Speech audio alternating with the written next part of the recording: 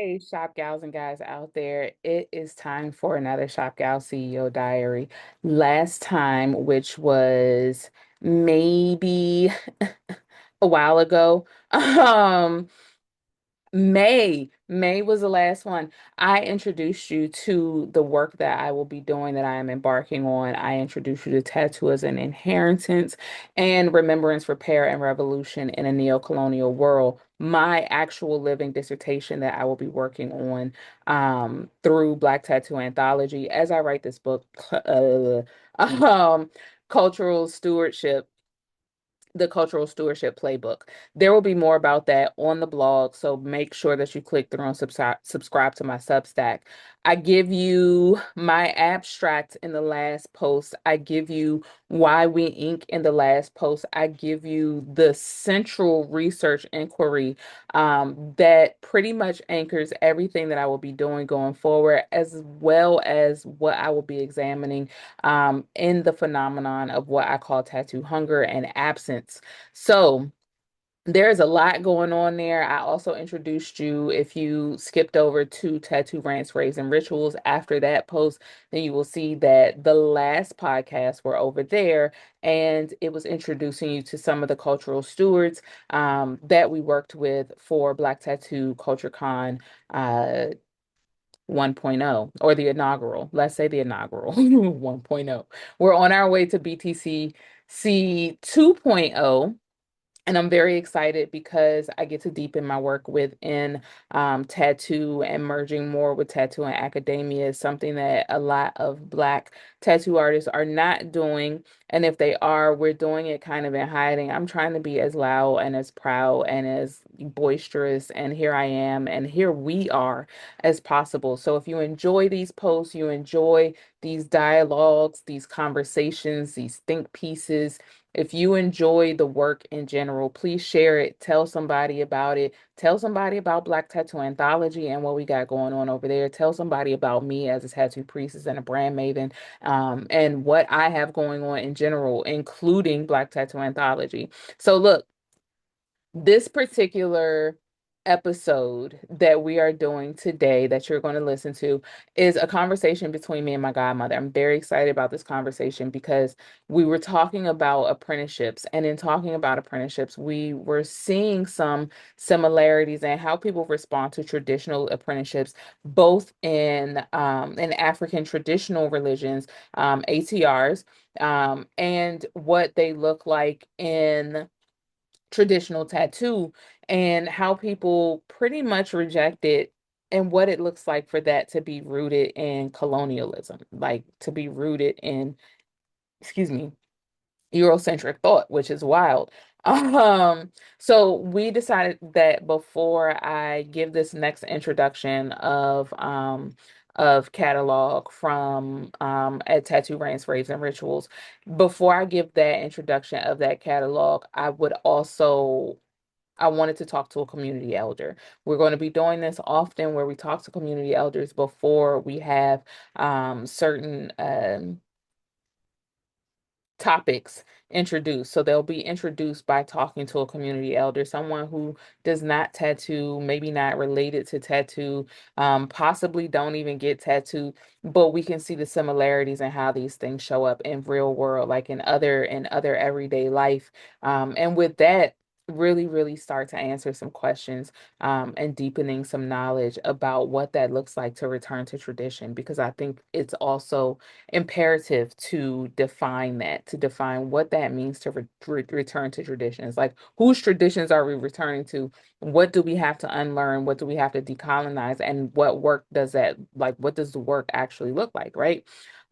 So when it comes to tattoo and academia, what I have noticed in a lot of spaces, and one of the reasons why I am about to be going so hard, and I hope you join me for this journey, is that at the end of the day, we have these spaces, these anthropological spaces, and I feel like anthropology is more of just a study of shit. Like it's not we do something with it, we study and we inform, but it doesn't always translate to informing to make, a better experience in the world for that particular culture that we study, more so than it seems like.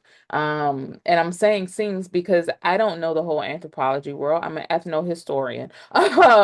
Um, which means that with ethnohistory, being able to go back and get it, being able to go back and sankofa things so that you can actually impart them going forward, things that worked, things that didn't work, see if if you can re-engage it, re-innovate, things like that around those. Ethnohistory is very active.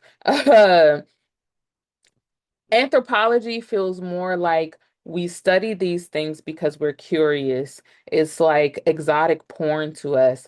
And then we share it. We go back and we share it with our communities, this exotic porn that um, we've been able to experience, right? But it's not to make that culture that you've experienced better or to even preserve that culture for that culture's use. Oftentimes, from what I've seen so far in anthropology, it is literally being able um to observe what you would consider an exotic culture, or a culture that um you wouldn't normally have access to, and make it more of a spectacle within your own community, as opposed to figuring out what can help that community, the community that you actually were observing.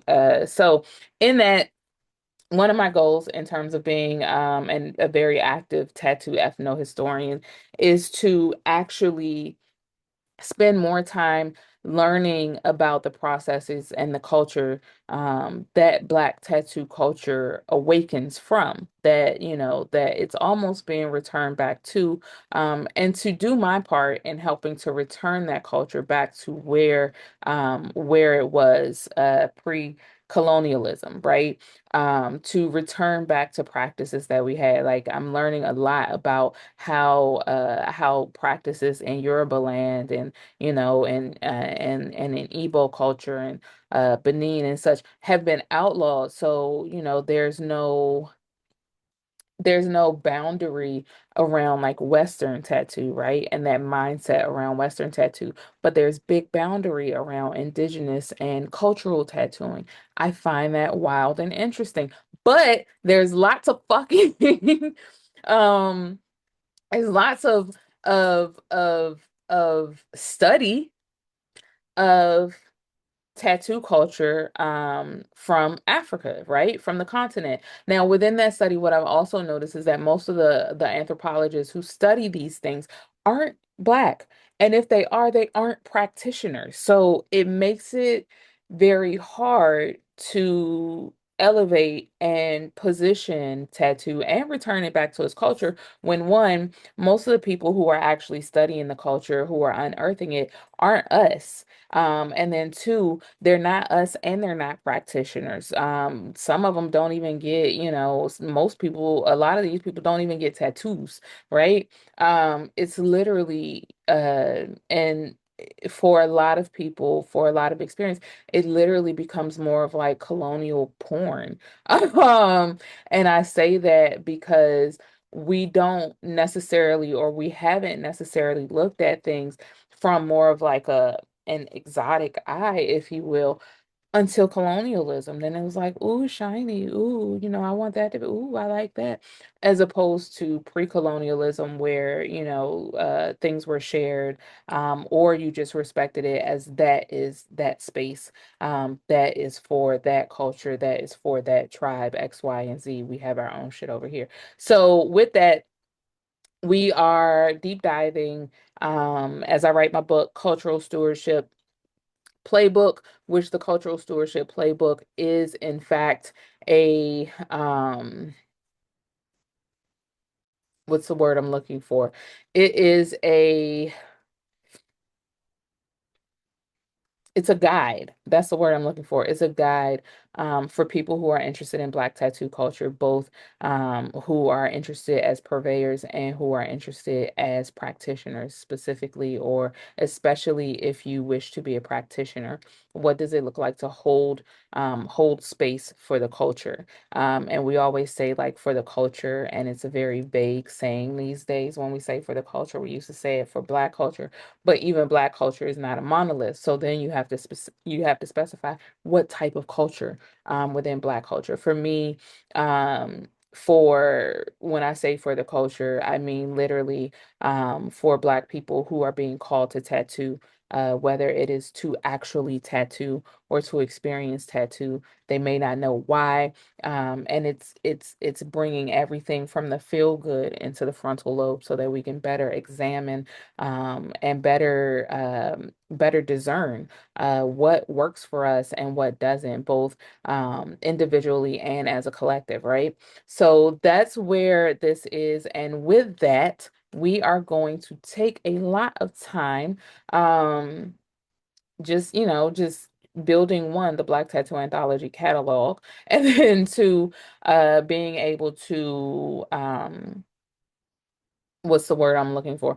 Being able to see and experience some or hear about some of the experience from tattoo artists, especially older tattoo artists, our living tattoo history, and what their experiences have been in this diasporic movement of tattoo, and how we can innovate, how we continue to innovate, but also get to the economics of it all, so that not only of course, a lot of things that Black people do don't just help Black people, it helps progress like the world forward, right? So while we want to be able to get to the economics of it all, where it would actually benefit the whole of tattoo industry, getting to the economics of it all to lessen barriers for people to get into the industry, for people to understand the industry, for people to access artists who they will want to actually work with, as opposed to settling for their local white artists, or their local artists who just doesn't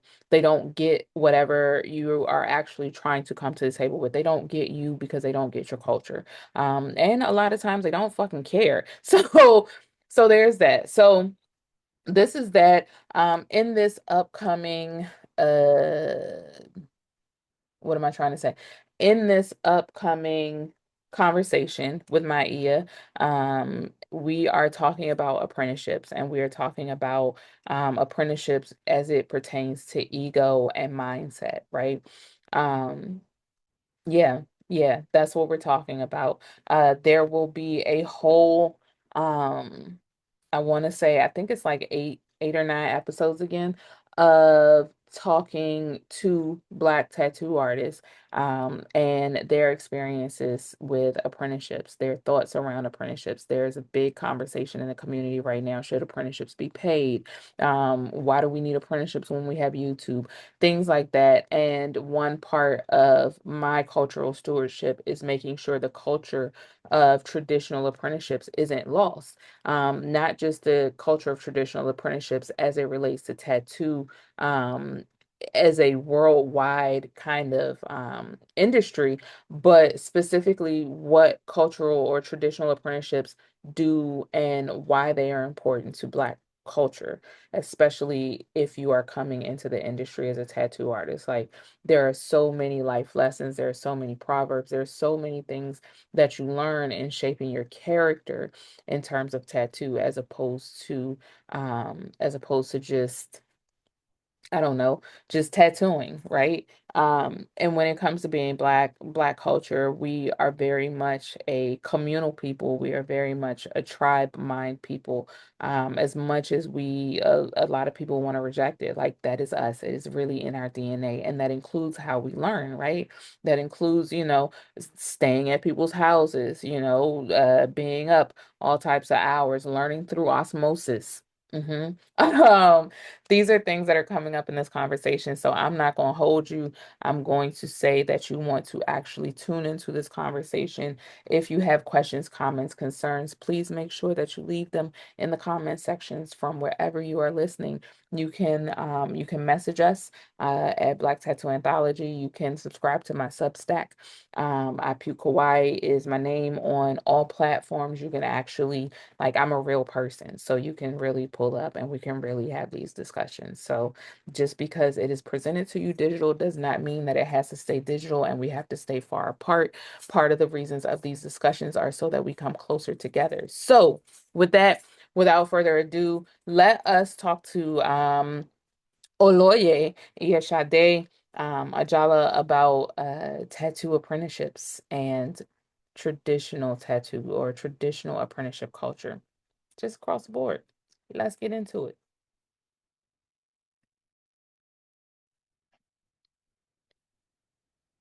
Hi and welcome. Hey, Okay, so we are here at Tattoo Rants, Raves, and Rituals. We are with a community elder. Yeah, I'm like I said, yeah, hey, you are. I'm You still are. young. What you talking Yeah. about? We ain't say, oh, elder, you knowledgeable, you wise. Thank you. I was about to say, tell me it ain't so. I, I'm just gonna say something. So we're talking about a hot topic in the community right now, which is about apprenticeships, and I think it's a great deal to talk about it from a traditional aspect, especially when we start talking about what it looks like to return tattoo back to its traditional roots and customs. Apprenticeships are a big part of tattoo culture in general, because tattoo is oral and it's handed down. It's literally ritualistic in how it's given from one elder to the student, from the master to the student. But we seem to have lost our way.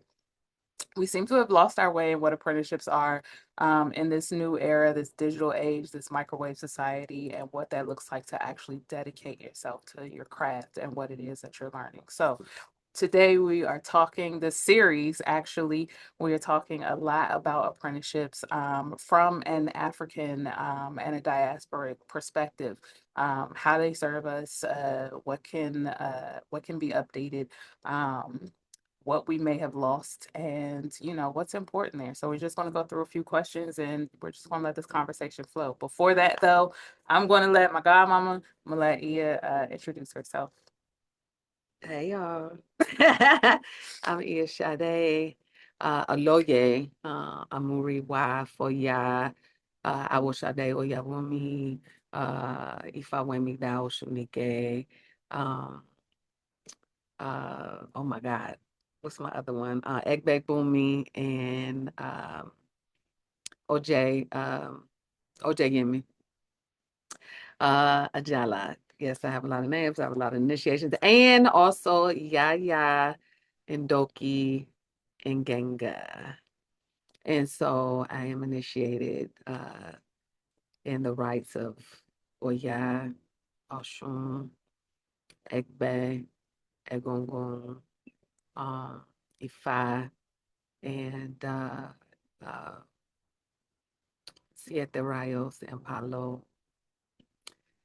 So, with that being said, I have training um, and experience here in the diaspora in the Northern Americas, United States of America, um, Cuba, Caribbean, and of course, Nigeria via Oshogbo and Oyo and Lagos. And a lot of my elders came from those lineages.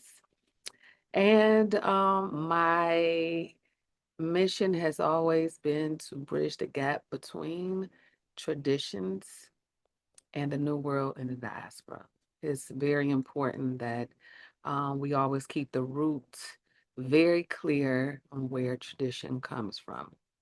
I am very straight to the point with that in the origin of many things and never to forget those things and how the diaspora has kept it alive, but how the root has definitely influenced those things. And I also am a root worker. I call myself root worker, conjure worker under the umbrella of hoodoo. And those traditions were passed on to me via ancestral, via elders I have worked with different folk herbs and different applications of workings and tricking and all of that. All of the things. So I am your regular juju woman. You understand what I'm saying? And I'm also a huge fan of tattoos. As you see, I have over 30 and over my body, and If you I could still still won't count them, stop. you can't, you don't have enough. I don't have enough. Okay, I'm already planning my next two. Okay, already got it set up. My next two. It's crazy because I just got two this year. I got two. It seemed like I get one or two every year. It's wild, but I had a couple cover-ups, so I kind of start over. I don't count the tattoo that's under the cover-up. But anyway, so we're gonna talk about, Imani and I are gonna talk about how the correlation in keeping the traditional alive and tattoo can correlate with African traditional practices and the apprenticeship bridging and how important it is to start from the bottom and work your way up. Not start from the way up and work your way down. Is starting from the bottom and working your way up with gratitude and observance and practical and logical and academia and all of that. But this is, tattooing and uh African traditions, and ATR, we're gonna say ATR and ADR, African traditional religions and African diasporic religions. So ATR, ADR, the correlations are so close because hands-on is very important. The practicality of the traditions, each one tattooing, what we practice is at least 80% 80% practical. I say the rest is definitely a academia level, course of studies, oral, big, huge oral tradition. Now, in the new world with African traditional religions, which is slash ADR, of course, you have the books that have written, but traditionally, it is an oral tradition. Mhm. So to keep those things alive, you have to understudy and apprentice under the eldership of people who know. I like that word. I heard No, about that word understudy. yeah, Yeah. You that's what I did. yeah, you only In hear the salon, I did that I'm also a 30 plus year vet in the hair industry. And I had to apprentice. I had to get in the game. I had to start at the bottom. That was shampooing. You know what I'm saying? I was cleaning up, sweeping the shop, wiping down this and all that. You observe. And I've noticed in Nigeria, you got people that's it's not they want to learn ATR, but they stay. First of all, you live with your Oluwo, your teacher. Like 95% of them live with the families have brought them there, or they go and ask that, oh, well, can you understudy? Then it's a whole process. Divination is done. It's a whole, you ask the family it's a whole process. Let me slide in there right quick because I got questions there. Okay, Okay. all right. We So, pause. first of all, when it comes to that, your understanding of being what it is to be an apprentice. Let's talk to that. And then also talk to what it is. I say all the time when you're becoming something, you have to act in that mindset 24/7 to actually become it. And it feels like if you're living with your Oluwo, even though you haven't gotten those rights bestowed upon you yet, you're literally living in that lifestyle 24/7 before you actually cross the bridge or cross the sands. If you pledge, you know what that means. Or any of that. But what does that look like in terms of being an apprentice and living in that? You've done multiple multiple initiations, including, something that we would consider just as basic, and it's not basic at all, in terms of doing hair. So with that, what does that look like to have lived that many times as an understudy and your idea of an apprentice? Oh, that's a loaded question. No, that was like five questions in one. As far as ATR and ADR, the challenge in America is that we live all separate. Everybody live in their own space and things like that. So sometimes, even in different states, so sometimes it's hard for people to commit to that. That means cleaning the shrines. That means cleaning the shrines. That come and take an inventory of things, come and assist with a client. You're observing, okay, because you're head on learning those rituals. You're seeing the practicality of those rituals being done. Okay, go bring me the water. Go bring me this leaf. If I tell you enough times what this leaf is, you need to put that in your memory. Go outside and go pick this leaf. So go get the dry leaf. It's in this area. You're gonna bring me this, that, and that, and that. You're gonna bring me the F-phone. And what is the purpose? What's the spiritual purpose behind each one? You'll pick up the nuances over and over if you commit. If you commit to um to that aspect of, okay, I'm going to sacrifice my time. Yeah, because one thing I'm tired of hearing is I'm tired. I had to work all day. I got school. I had to cook for the kids. Um, ma'am, sir.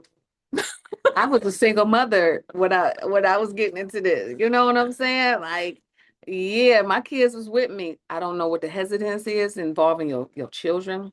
Also, that's another aspect. They should be observant in that. I'm not sure how it is in tattooing, but it's a family nuance, in ATR and ADR.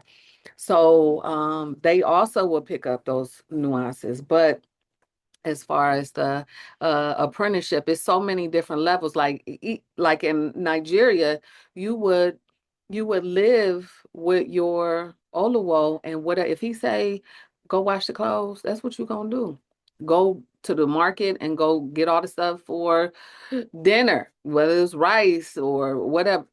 That means drive to go pick up the clients from the airport that's 4 hours away, and you riding with the driver to welcome in the guests, clean the house up. Those things bring in, you know what those cater in? Discipline. Character. It Character, integrity, loyalty, commitment, um, organization, stability. It brings in a just those nuances build character. They surely build character. But I must say, it is far and in between. And I'm not saying it's for everybody in the US. It is hard to find that type of commitment because of the overwhelming stresses of today's society in America. People are in school, people are working other full-time jobs in Nigeria. Doing this is full-time work. It is a job. It is, people think that it's a secondary job, but you can be a Babalawo Yanifa, Babalarisha, Ilarisha full time, you know. Um, and so it should be respected and revered as such, with the devotion, because it takes years to learn and you still don't know everything. It's like getting a PhD. Seriously, it's no joke. To become a serious Yanifa Babalawo takes at least 20 years of anywhere between 15 to 20 years of every single day application. For people who may not know, can you translate what a Ianifa or a Babalawo is, so people can translate it to what that means in terms of like Those are tattoo? those are elder and well-trained and initiated priests and priestesses to Ifa. But you have Babalarisha and Ilarisha also who would be equivalent to that in the Orisha if they're initiated to Oshun or Oya or Shango or Batala. But Iyanifa and Babalawo is specific to Orumila slash Ifa. But all of them require long and extensive training. Every time I go to Nigeria, every time I go to a different festival to work hands-on, to assist, support, I learn a new nuance, a new herb, a new application to the same herbs that I know. And because something can be prepared 10,000 different ways, is always, and then there's different lineage nuances. They do things different in Ogun State, and do that, in Kitsi, they do, things are going to be slightly, they may begin differently in the same across Yoruba land and in America and Cuba. I'm in Cuba, they doing things that's look extremely familiar.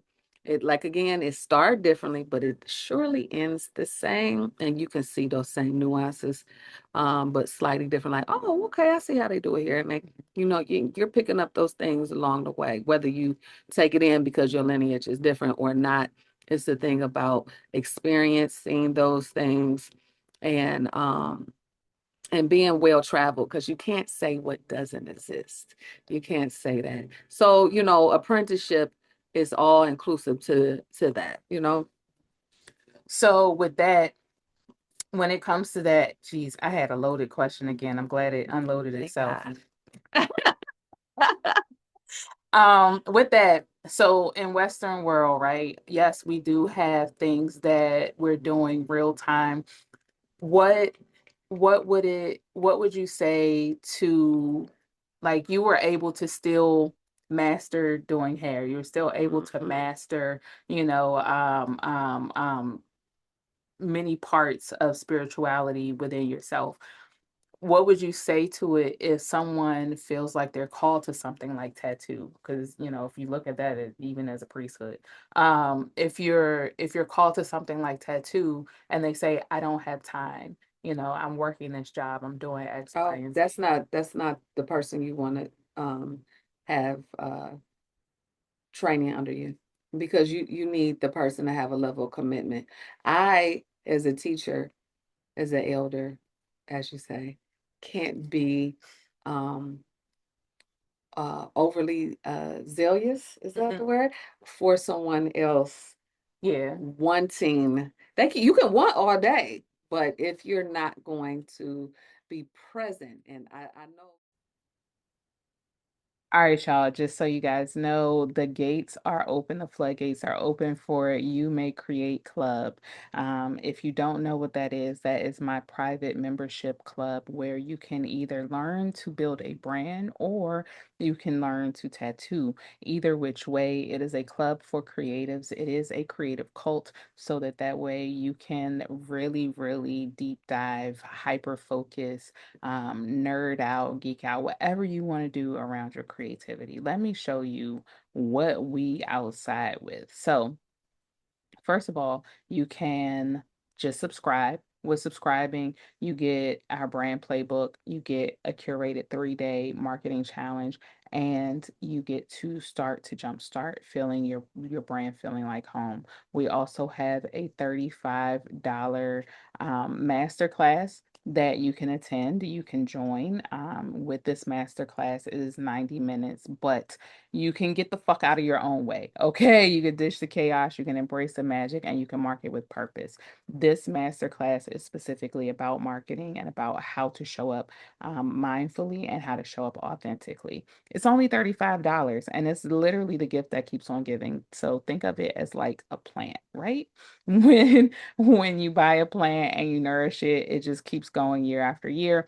If you buy this masterclass and you nourish your brand with what is in this masterclass, it is going to keep giving year after year. It's going to be the best $35 you've ever fucking spent.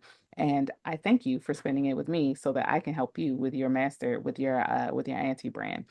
Because why would I not want to see you win? Okay. So there's that. Another part of You May Create Club ecosystem is literally our a 6 week brand accelerator where you can work with me. And with working with me, I walk you through how to actually create your anti-brand, how to make sure that you have a brand that is exuberant of your trailblazing and helps you market and helps you manifest with clarity, confidence, and character. And all of that for cash flow. Last but not least, as I told you before, as I started this, my tattoo academy is now open. We are accepting applicants. We accepting students. Yeah. The course is a 90-day course. It is a tattoo accelerator. It is heavy, so it is where you have to commit. You have to commit weekly, you have to commit to your learning, you have to commit to your studying, you have to commit to your practice, you have to commit to you. Because that's what tattoo is. You have to commit to you so that that way you can better hold space and commit to creating with someone else. So just so you know, You May Create Club is way open. I'm going to go ahead and make sure I have the links for you so that you can subscribe, or you can find the offering of your choice and we can connect that way. Back to the program. So. So you would think of it as like a whole recipe. The Oh, apprenticeship yeah. is like a whole Oh, recipe. yes. Yeah. Starting from the bottom, you cannot start any recipe without what? Firstly, what? Pot. Washing your hands. Well, that's true. That you gotta sanitize. I I'm mean, first. Maybe you gonna get the pot, but I'm gonna wash my hands first. wait, what? A Wash pot? my hands. Or buy the ingredients first, getting the ingredient list. I'm going down that ingredient list. Go in the kitchen, start preparing. You got to prepare. So starting from the bottom. You don't just have this doggone thing already cooked. It's levels. Yeah, you Levels. can't come in and tattoo like, yeah, I know how to draw now. I can tattoo. I've learned that in Which henna. is different on skin. Yeah, I learned that in Different on henna. skin? Like even I'm just saying because you It's got some deeply people that's different. oily, like henna don't last on me because I got oily skin, especially in Mhm. my face. I tried henna eyebrows before, And it was and breaking up. oh, they lasted 2 days. My skin, but the lady said your skin is very oily. It won't Yeah. last. She did warn me it won't last very long. Skin feels different. But everybody is different. Skin Skin feels tone, different. melanin, Yep. and dryness. And then somebody, I also have autoimmune disorder, psoriasis, and I have skin like, like you Learning how can to work around start all of that. a tattoo somewhere which can trigger somebody's psoriasis. You know what I'm saying? Like you got to know how to work with people's autoimmune disorders, or if they keloid, which is an autoimmune disorder. It's so many things. Um, connected with to me and with tattooing apprenticeship. It's so many things, the sanitation aspect. Like when I went to Wait, roll cosmetology, your eyes. when I went to cosmetology, I mean bacteriology was a huge chapter. And you had to learn so many diseases and disorders and um disorders and how to recognize those things. I thought I was a dermatologist for a minute. You had to reckon. I'm glad that I went through formal and not just because in Maryland you don't have to have a license to be a natural hairstylist, but I know in Ohio you have to have a license, and so um, I'm glad I went through those formal trainings because even sanitizing a comb is vital. You can transfer fungus, even fungus that somebody can't get rid of. Fun like people don't understand. If you don't understand sanitation and bacteriology, you can't move forward and and tattooing. Like Yeah. that should be at least 4 to 6 months hardcore knowledge and training. It's the Staph, bacteria. MRSA. Oh my God. People don't realize that hepatitis stays on the surface for up to 30 days. So what that looks like to clean that, sanitizing the air. Oh, Yeah. that's my favorite one to do. Because I'd be like, nope, I ain't got Yeah. time for it. It's a lot. It's a lot of and then fungus live. It's a lot of people that fungus live on their skin. You can, Yeah, transfer it. And they don't even know that it's on that is there. there. Yeah, Yeah, yeah. yeah. It hasn't shown yet. It's a lot, and people need to commit to learning That takes apprentice because I know for a fact there's no formal school here in the US for tattooing. Hmm. Maybe in Japan, maybe in India, but even then you still got to be real close uh with the elder, and they may say Yeah. go wash your clothes, go pick up lunch, go do this, because if you can't follow those fucking basic ass instructions, how you gonna handle the instructions of something that can cause somebody a life-threatening disease or disorder or scarring or something, a ugly ass Hmm. tattoo, you know what I'm Or saying? it's Or psychological. pain. Like Yeah. Yeah, psychological yeah. The things happen pain too. can be trauma because you don't know how to control your hand and how deep that needle goes, and you don't, it already go in the skin. Why is you digging deeper? I had somebody do that to me with this tattoo, this one. It's like, why is you going deeper and the needle going deep? That's I never went back to them. There's actually a rite of passage with tattoo where you tattoo yourself first before you tattoo anybody else so that you can actually understand what your hand does so that you don't go around just traumatizing people. Mm, I found it to be a very mm, important part of apprenticeship. mm, So, remembering our roots, servitude as ceremony while watching and sweeping is learning. And I think this is important mm. because you just mentioned like, going to do certain things that are really just basic instructions. I think it goes even beyond that, we learn sometimes by osmosis. We learn by Yeah, yeah, yeah, observation. yeah. We learn and especially African Melanated. people. I was Yeah, just about to like say that that's melanated people definitely learn that way. Touch, feel, smell. Mhm. Mhm. Mm. So with that, I don't think it gets enough play to talk about, those things that seem like they aren't related to any particular thing you're learning, not just tattoo, but whatever apprenticeship you're in, why those things may not seem related. I was saying, where else can I get a tattoo? Uh, No, I'm good. Go ahead. I was like, what's wrong? So, can you describe some of the tasks that you were expected to perform in any of your apprenticeships? Yeah, I remember back in the day. Yeah, it was late. I mean, I ain't had Jahan yet. My middle son, I had my oldest, and he was with me. He probably made a little pad on the floor and sleep while we was up all night, and I was helping assist my first godmother in making some shrines for a client, and it was a lot of them. And I mean, just that day started like going to get the birds, finding the birds. And that was a long process. If you don't know, like we was in Ohio, it was everything ain't close together. You got to drive an hour out, and Mm. that was a long day acquiring birds, and then um coming back and preparing, washing the vessels out, preparing everything, preparing the amir, preparing the leaf, preparing this, preparing that.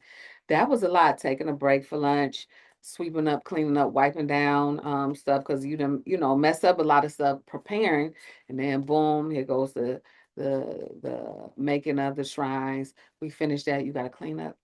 You got to clean up, and that didn't end. That started like real early in the morning, and we didn't end to 2, 3 in the morning. So those sacrifices, stuff like that. And for years, flying back and forth to Nigeria, investing, Mhm. saving money, and investing, flying back and forth. That's a sacrifice. And going there and sitting watching. I remember, just bringing people for initiation and sitting and watching and sitting and watching. And one initiation, my elder's like, "You're not sitting down no more. You gonna help." I was like, "Oh, it's time. Wow." You never know what they gonna say. All right. So it was time. I was like, wow, just remember for what I watched, saw. And she's like, hand me this, hand me that. So that was that. I was so happy to finally be called, because I'm not, when you sitting and watch, like, I already know that. Hell no. You're not gonna say that. That's a hell no. Mm-mm. You just gonna watch. And you be so observant, and they be like, come go, bring me that, bring me that. You be perched to don't be all on your phone. People just like, no, no, you putting that phone down, Mm. putting that laptop down. You are being they want you to watch. Sometimes they may even see, what did you see? What did you see me do? Oh, okay. Let me tell you exactly what that is and what that was, what I did. So you have to be present. How did you work through any frustrations? Because apprenticeships can also get, Oh, frustrating. like Oh, yeah. I could fly all the way over to Nigeria and thinking I set up something to sit with an elder and they be like, oh, next time. I would be so pissed. how'd you It just wasn't not, it wasn't my time. I mean, what you kicking, just a little bit, but I didn't give up. When I went back 6 months later, whatever, we was at it again. Let's try it again. Has happened a lot. Not this time. It's like, but we planned for not this time, and that would be very very frustrating. That I spent my resources to get over here, and my mind is like very excited to focus and learn this, and it's like, no, not this time. It's like, okay. So what I do, it'd be something that I may need to go back over that I already know, or re-observing again something else, So, I love that. and just being real with yourself. Is it time for me to learn that at other the next level aspect? Because it might be surpass your capacity at that moment. That part. So I'm gonna take this back to hair for a second. What parallels did you see between when you were doing your hair apprenticeship, and those? Wait, no. What parallels do you see between tattooing apprenticeships and those in either ATR, ADR, or hair traditions? So like going through the apprenticeships of ADR, ATR, or even hair traditions, what bridges do you see between those That's apprenticeships what and I just tattooing? said. What I just said, having a lot of patience, listening, being observant, is don't go in there, be a blank everything. If you already know something, act like you don't know. Act like you don't know. And re-observe the thing, and because you're gonna see it differently every Every single time. goddamn time. You're gonna see it differently. You're gonna see it. You're like, oh, I didn't know that. I didn't see that the first time or the second time. I saw Sinners 3 times and saw so many different things each time. She let Titanic, us I didn't see. she let us Color movie off. Purple, I didn't seen over 20 times. And I didn't seen something different each and every single time. It's like, oh, it's not like, oh, I already seen Color Purple to me. I ain't, I already know what's going on. No, you literally see something different every single time. You hear that song that Suge sings differently. You hear it differently because you had a different aspect in your life. You know what I'm saying? So you're gonna hear it's like, oh, God is trying to tell me something. Oh, okay. Mm-hmm. So Mm-hmm. it's totally different when Mr. Wasn't his name. That's what Celia used to call him, Mr. And the kids, when he got when she cursed him, everything you done him. I mean, every single time. So it's just you that's what you need to learn to do, is as my elders said, and my mama, take the cotton out your ears and put it in your mouth. That's an African Ooh. American proverb. Ooh. I remember that one. My grandmama told me that one before, and I was like, I was little too, and it still stung. Like it was like, oh man. Mhm. So this conversation is the last one we've had before about ego in apprenticeships and checking your ego at the door.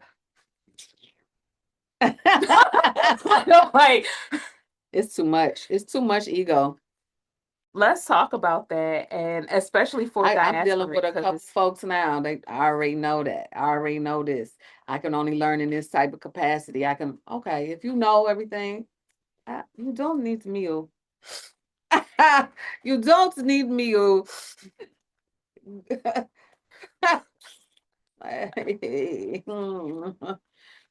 ah, and when people wash their hands of you, not this the is go. what Not the go.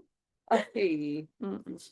What are some ways that people can actually check their ego? Because there are people who want to learn and may, ego may get in the way, and we may not realize it, or I be trying to give people grace for like 5 minutes, 5 minutes. But we may not realize it, or we don't have practices to really actually keep our ego in check. What are some things that you may have done or you can advise to help with that? Wow. Reading, uh, meditation, um, therapy. I don't think you should start any of these things without therapy. And if you feel you don't need therapy, then again, this ain't the place for you. You don't Or need any. like therapy is that, so those trauma, any triggering conversations, you know what I'm Because they will saying? happen. Won't trigger off these different emotions that you had connected with these traumas. It's like this is a different person, it's a different situation. And if your ego does not allow you to see it that way, then that's not the place for you. You know that you shouldn't be doing any type of apprenticeship until you address those things. Because even when it comes to customer service, if a client talks to you the wrong way and it can be triggering for you, and you're not patient, you're not accommodating, you're not you know how to talk, you need to learn how to also talk professional. If that means going to a class and learning those nuances, um that's very important to learning those things. I can't express that enough. Therapy and being professional, and also two very important things: spiritual hygiene, making sure you check shit at the door before you come up into anybody's space. Even when you're apprenticing, you may talk to your apprentice or talk to your your Bible, and say, hey, I'm not feeling this today. I'm not in a good mood. I'm a little down today. Having effective and clear communication with who your teacher is, and let them know what energy. They may even be like, you know what, just take off today to go focus on healing and grounding and things like that, depending on who you working with. So learning to check things at the door and talk through those are very important and effective, because when you get your own clientele, you don't want to bring, if you didn't had a horrible day before or had an argument before, you don't want to bring that shit into your space. So you want to have spiritual hygiene. And you don't want to leave it in their skin. Yeah, Jesus. yeah, right. You can transfer. That's why I said spiritual hygiene. You can transfer these energies. And secondly, body hygiene Your face. is real important. Having the way you present yourself, you can have your own fashion, but baby, smell good. Okay. Take pride in yourself. Take pride in yourself, mind, body, and spirit. Because if you struggling to get some clientele, also, it may be one of those three. It's important because clients in my spaces, the client with the Botanica and with the hair salon, people say the same thing. The energy feels good in here. No matter what, energy is nice. I'm burning incense. I'm continuing to keep the tone together. Even if I don't feel right, or I put certain things on me to help shift my energy so people don't pick it up or pick up on it right away. And uh you have to learn and taking care of yourself physically as well, whether it's exercise, eating right, um, all of that it's just cohesive. It all goes together, And all and yeah. that all umbrellas under apprenticeship, because your teacher should be teaching you those things as well. And sometimes the teacher need to tighten up on that shit. And they need to evaluate their ego and their practices. And sometimes you have to shift. You can't be rigid as a teacher as well. You have to shift, like, okay, because I'm telling you, you can't be dogmatic in this. You have to be very flexible, because what happened 10, 15 years ago definitely is not happening right now. And so that's why you can't be rigid and so dogmatic in your practices. You have to shift with the times. You have to shift with the people you are working with. So teachers, be on top of your ego as well. Check that shit at the door as well. Cause you don't know, even though you are great at what you did, you don't know every goddamn thing. You don't. You will continue to learn until the day you die. My 80-year-old elder said that. He said that. Arriba el till you die. You are forever learning.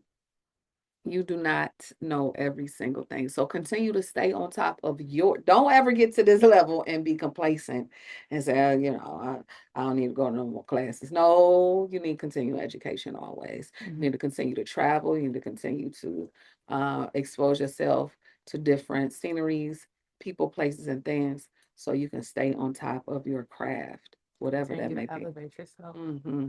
All right. 3 books. Do you have 3 book recommendations of things that have shaped your apprenticeships that Um, people could read? the four The Four Agreements. The Four Agreements is really good. And keep reading it. Yes. And keep reading Yes. it. And keep reading it. And keep reading it over because you'll see a different aspect. And Every time. the fifth agreement. And what's the one Will Smith always recommend? That one is good.